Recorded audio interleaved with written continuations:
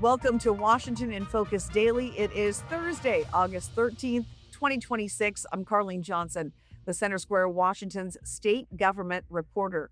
And in today's episode, Seattle Mayor Katie Wilson facing a recall challenge filed by a couple of Seattle residents who accuse her of failing the city on public safety. This all came to a head in recent weeks after the mass shooting at the Bite of Seattle, her forcing the chief of police to resign.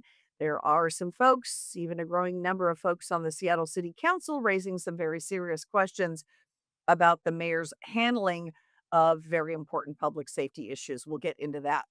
Then, further reaction to that Washington Policy Center report exposing the law enforcement assisted diversion, the LEAD program, that they may not be producing the positive results that they've been claiming. We've been talking about this the last couple of days, and we have fresh reaction today from We Heart Seattle founder Andrea Suarez, who's been basically standing on every street corner in the city she can for years, saying LEAD's not working. It's only making things worse. So, some insight from her coming up. And a conversation then with Representative Jenny Graham, Republican from the Spokane area. She lost her home in the August 1st, the Spokane fires. Certainly her neighborhood, we know, is the one that was devastated. The bulk of the homes that were lost due to an arsonist who moved up here from Arizona after he got out of prison after serving 10 years for killing his father. So, Representative Graham, I reached out to her to see how she was doing and found out some interesting things, which we're going to share in today's episode with an exclusive interview with her about the fact that she can't even reach out to her constituents at this point because of election rules that apply to her, even though she's not seeking reelection and even though we're in a national emergency with these fires. So, that's coming up in today's episode. All right, we're going to dive in. Recall charges have been filed against Seattle Mayor Katie Wilson, accusing her of failing the city on public safety issues. There was the Bite of Seattle shooting, then the forced resignation of Police Chief Shon in the midst of a homicide investigation. So now we have Seattle residents Melinda Jacobson and Dale Osterud who have filed this recall. And they assert really that she's not following the city of Seattle's charter mandate that requires her to enforce city laws and maintain peace. That's kind of the gist of the recall complaint. So Andrea Suarez of We Heart Seattle, the group that's been out there cleaning up the drug-infested parks and streets for the last 5.5 years and trying to connect people with actual programs that will get them off the streets and into rehab.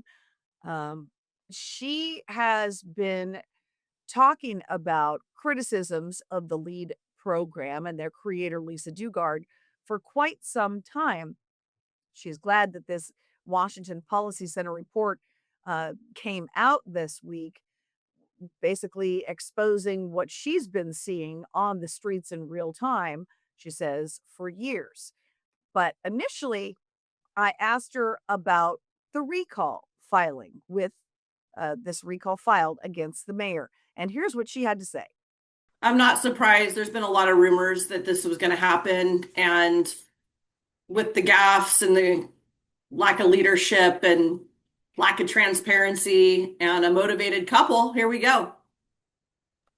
Yeah, be interesting to see what happens with this. But I'm hearing a lot of actually even proper questions, if you will, a little bit of pressure from some members of the council, even that are on her team, or on her side, I should say, but that are, like, well, it's really telling. I had an opportunity to be on the 7th floor for one of the press conferences, and none of the council member were flanked behind her when she appointed sales.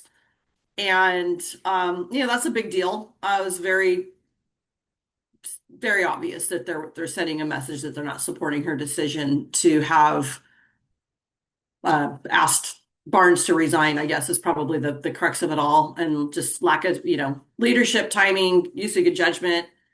I have my own personal speculations, but we'll see how this unfolds. Now, additionally, the recall charges state that Wilson failed in her duty by turning off or removing those closed circuit cameras. We've spent a great deal of time talking about that in the Stadium District and Little Saigon following the World Cup. You may recall under pressure, she turned those on during World Cup, but as soon as it was over, she wanted those cameras off. And there was an ongoing national discussion about, whether these cameras should be on or off. A lot of folks on the conservative side, don't want Big Brother watching our every move. But at the same time, we know these cameras have helped law enforcement solve some really critical crimes. So it's an ongoing discussion about the cameras. But the recall, here's how it works with the recall. It will go to a technical review from the King County Prosecuting Attorney's Office. They will look at this and say, okay, is there any merit to a recall challenge at this point? And then they would, if they deem there is merit to this, they will write sort of a ballot synopsis. That then goes to King County Superior Court because it's Seattle. So it'll be going to King County Superior Court. And then a judge decides if, in fact, um, what the recall basis is amounts to malfeasance or misfeasance on the part of the mayor. And if, in fact, she violated her oath of office. And then at that point, if the judge decides it should move forward, the signature gathering process begins. And then proponents would have basically 6 months to gather 70,000 signatures from registered Seattle voters, which is equal to 25% of the total votes that were cast in the city's previous mayoral election. That's kind of the threshold for folks. And then, if in fact they get those signatures, that would then trigger a special recall election, which would have to take place 45 to 90 days after the petition is certified. So a lot has to happen. Again, the King County Prosecutor's Office has to decide if it should move forward. Then we've got the King County Superior Court deciding if it should move forward. Then you would get those, supporters for the recall having to gather all those signatures. Going to be some time before this moves forward.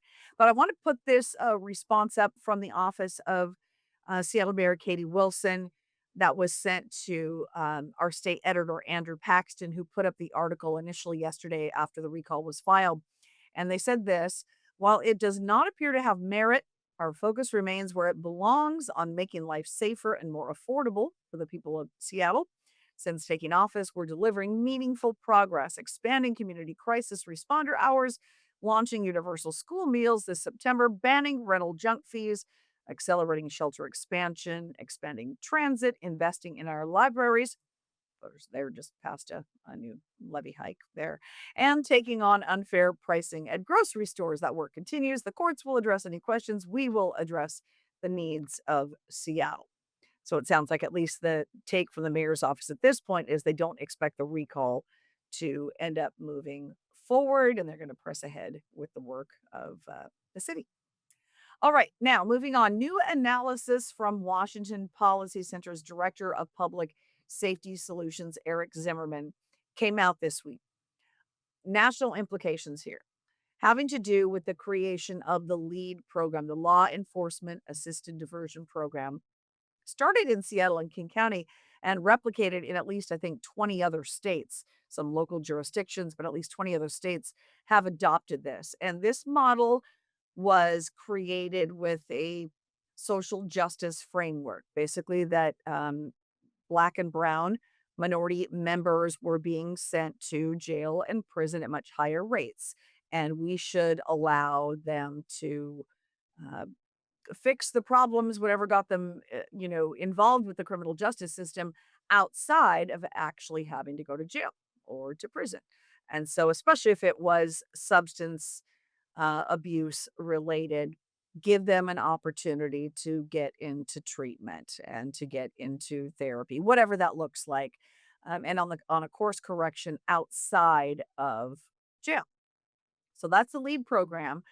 But now we've had this evidence that has come out from Washington Policy Center basically saying the numbers, the evidence that they've been putting out suggesting that this is hugely successful don't pan out. And even the co creator of the lead program, Lisa Dugard, told me in an exclusive interview yesterday that some of the numbers they've been putting out, like 58% non recidivism rate for lead participants, was misstated. So, WPC called out many other data points that have been pushed out by lead. But again, I want you to see um, a little bit more of my interview with Lisa Dugard at lead, the co-creator of this model, which again has been replicated across the country. And she suggests that you cannot you can make a causal relationship between the increase in homelessness and drug addiction that we face here in Seattle, King County, Washington, where we're among the worst in the entire nation, can't be correlated to any failures of lead, even though it's the same period of time where we've said we're not going to incarcerate people, we're going to offer diversion programs, and you see it in your neighborhoods and on the street. So here's what she had to say when I kind of challenged her on that and asked her about whether there was any causality between those two things. I think associating lead with the wider poor performance of Washington State in alleviating homelessness, there's no causal connection there. You can have an overall really sorry picture and then pockets of excellence. We are a pocket of excellence. And I think that, again, that's why we've had such strong community support. You can hear business leaders, neighborhood leaders come and testify to this council that they're super frustrated overall, and that lead and the associated innovations that we've worked on are the only people who come and the only people who make a difference and the only people who solve their problems. So, like, we agree the overall landscape is bad, and we have tried to push policy in the direction of effective strategies, in particular on homelessness, right? The positive outcomes that we've seen over the last 5 years have been projects that the lead partners deployed. Now, Andrea Suarez of We Heart Seattle has been sharply critical of LEAD for many years. She shows up at city council meetings, urging council members not to give them any more money, not to expand the programs, and to say it's not working. I see the people on the streets who say they're enrolled in LEAD, but they're still in active drug addiction. They might have an apartment that taxpayers are paying for, but they're out in the streets fencing stolen goods to feed their habit. And she shared with me, and you'll see now, a recent example of a young woman who spent much of her life in the foster care system, who is a drug addict, who was ready to go to treatment. But then LEAD got involved, and that didn't happen. I got a call from the South Precinct about 3 weeks ago at around 11 o'clock at night, and officer said, Andrea, we have an 18-year-old girl down here we just arrested for possession of fentanyl. I think she's open to going to treatment. Would you come down and talk to her? You've given us your card, your resources. And I said, boom, got in my car, drove down. The girl came out. She said, I know you. I see you on TikTok. And I was like, love social media. You know, it works. It's 2026. Use it. And I talked to her about going to the Orca Center, Valley Cities, Royal. Asked her, you know, when was the last time you showered? She said she couldn't remember. She told me she was living in a pallet shack under a garage near off of Rainier Avenue South. And she wept, and she said, you know, I've been really waiting for somebody to kind of have an intervention with me and take me to treatment. And she's like, I got this boyfriend. And I said, you know, I'll take you right now. Just, you know, we've got this. And she said, great. You know, I talked to Christine Moreland as well. I said, I've got this young teenager. You know, what do you have option wise? Should we put her in a hotel for a night? I didn't really want to do that. I wanted to take her right to treatment, which was the plan. Well, the officer said, well, we have to do protocol, and lead has to come in and do their intake as well.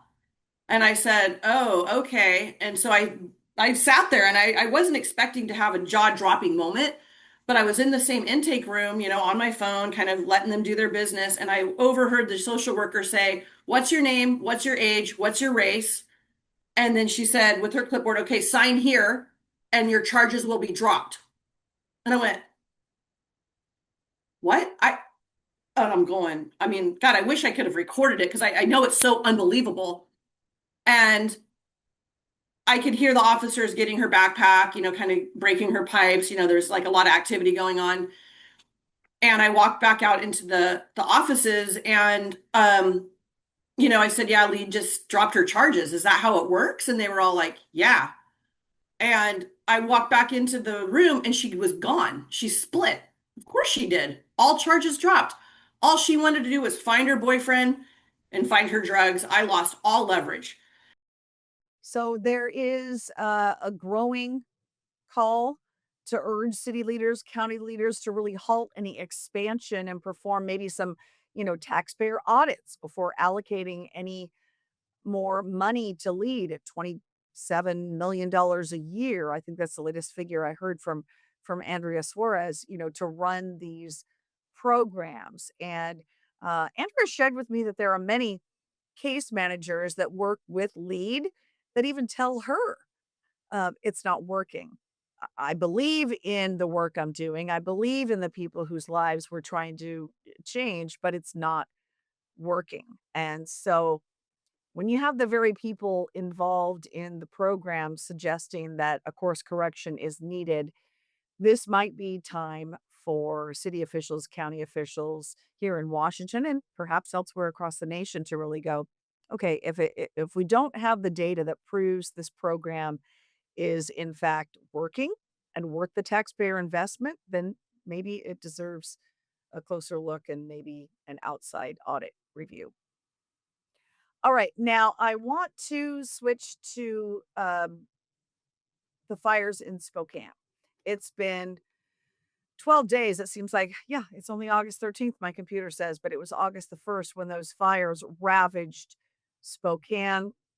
The latest total I've seen is, I think, 913 structures, mostly homes, that were lost to those three fires. And the most devastating of those fires is the one that we know was set by an arsonist. He was captured on video and he has confessed to not only setting that fire, but apparently while he's been in Spokane for the last few years, at least in the last year, he claims to have set as many as 24 other fires. We're working to find out if any of those ended up resulting in any actual property damage that he can be tied to. But one of the homes that was lost was the home of State Representative Jenny Graham. That's her district, the 6th district. She actually was painting in her den that Saturday afternoon as they were getting ready to put the house on the market because she's not running for reelection and moving to Florida. That's when the alarm call came in and said, "You have to evacuate now." And she told me in an interview today that they really had just minutes. She had her elderly mother. Her husband was out of town. She had her elderly mother. They had to just grab a few things and basically race to escape the flames, and they lost everything. Um, she got into office originally, I should remind you, because her sister was murdered by the Green River Killer, Gary Ridgway. And she's been a tireless advocate for victims, really, in the state of Washington, as many of our policies have kind of gone toward helping the defendant rather than the victim of crime. That's why she got into office. And 8 years later, she says she's leaving because she doesn't feel safe in the state of Washington anymore. And unfortunately, she didn't get out before her home was destroyed.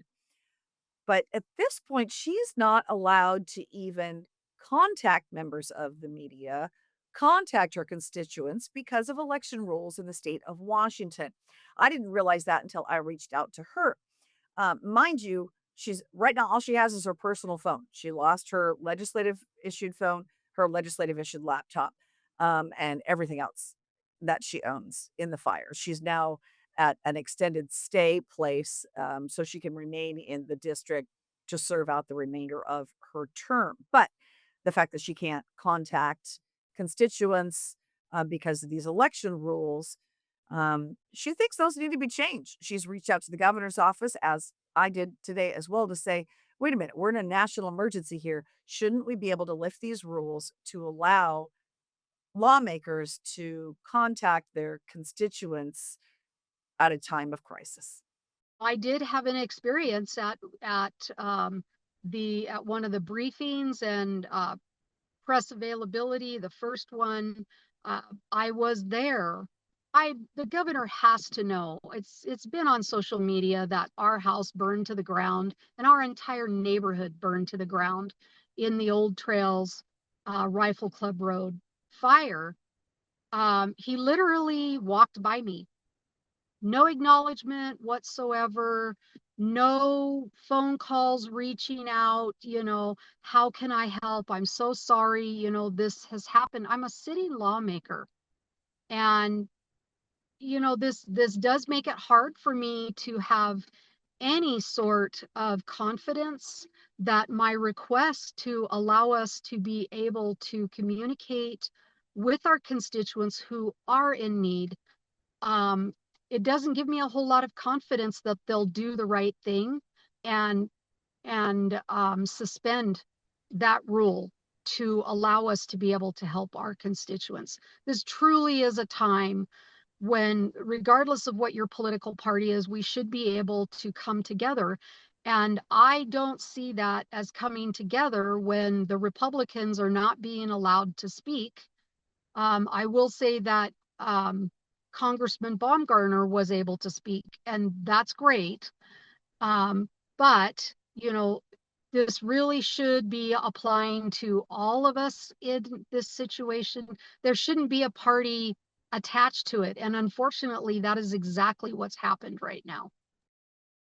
And lastly, there is the agreement with the accused arsonist, the man who says he set the most devastating of those three fires that destroyed most of the homes. He left Arizona and came to Spokane after he was released from prison. He served 10 years after he killed his father, was able to plead that down to a manslaughter charge and got out after serving 10 years. And then, with an arrangement here in the state of Washington, he was able to come here, even though he did not complete.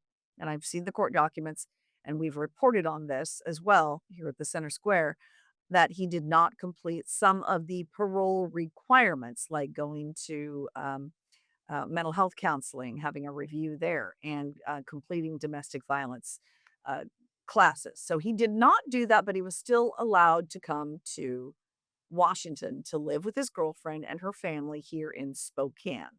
Here's Representative Graham on that. That he was convicted of murdering his father, trying to kill his mother, and shot himself. He was adjudicated. He was let out early. Um, there were supposed to be some requirements in place that he was not following. And regardless of him following through with the expectations, he was allowed to seek being placed in Washington state. And there are concerns right now with how Washington state handled this. Right. Did this guy go through an evaluation? Was that a requirement? It's my understanding that Washington state was supposed to be supervising this individual, and I'm not clear right now as to why either that was supposedly happening or it wasn't happening, and if not, why. Those are questions on behalf of my constituents, and all of the people that are connected to this deliberate, heinous crime. Now, as I mentioned, Representative Graham is asking Governor Bob Ferguson to lift the election rules. It's not a law, it's just election rules that preclude lawmakers from contacting constituents during election time. And you can understand why those are in place. You don't want, lawmakers dialing up constituents and saying, don't forget, vote for me. And here's why my opponent is, not the one you should be voting for. I can understand why those are in place, but at a time of an emergency like this, and she's not running for reelection, so she wouldn't be contacting them in that capacity, it might make sense to lift some of those rules. So again, I did reach out to the governor's office at the time we're recording this podcast on this Thursday. I have not received any response from the governor's office. She's also called for a special session. Representative Graham is calling for a special session to kind of address some of the loose laws in Washington that allow somebody like the accused arsonist, the confessed arsonist, to come up here, even though he had violated parole requirements. Um, why did we make that deal and bring him here in the state of Washington? And now he's confessed to destroying so many people's lives. So those are some things that Representative Graham suggests need to be dealt with in short order. If I receive any response from the governor's office, I will include that in my article to be published today at the Center Square Washington page. So that's it for today's episode of Washington in Focus. A lot covered here today. And as always, I thank you for watching. I appreciate your comments and subscriptions to our show. It matters a lot to us. And I hope to see you again on Friday.